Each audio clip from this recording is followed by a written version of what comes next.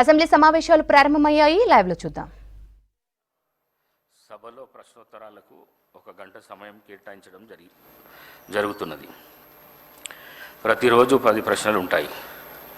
ప్రతి ప్రశ్నకు 6 నిమిషాల చొప్పున సమయం కేటాయించడం జరిగింది. కావున గంటలో మొత్తం 10 ప్రశ్నలను పూర్తి చేయాల్సి ఉంటుంది. అలా పూర్తి చేయకపోతే చివరిలో కొన్ని ప్రశ్నలు మిగిలిపోతాయి. సంబంధిత సభ్యులు అసంతృప్తికి లోనవడం జరుగుతుంది. క్వశ్చన్ అవర్ యొక్క ప్రాధాన్యతను దృష్టిలో ఉంచుకొని గౌరవ సభ్యులు సుదీర్ఘ ఉపన్యాసాలు చేయకుండా కేవలం ప్రశ్నకు సంబంధించిన అంశానికి మాత్రమే పరిమితమై మాట్లాడవలసిందిగా కోరుతున్నాను. అదేవిధంగా సంబంధిత గౌరవ మంత్రులు కూడా సభ్యులు అడిగిన విషయానికి మాత్రమే పరిమితమై సూటిగా సమాధానాలు చెప్పాలని కోరుతున్నాను.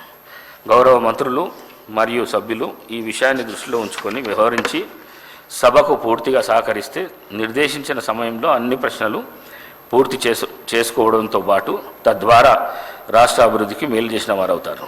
అంతేకాకుండా విలువైన సభా సమయాన్ని సద్వినియోగమై రోజువారీ ఎజెండాలోని మిగతా అంశాలను కూడా పూర్తి చేసుకోవడానికి వీలవుతుంది. దయచేసి ఈ విషయాన్ని అందరూ సభకు సహకరించాలని విజ్ఞప్తి చేస్తున్నాను.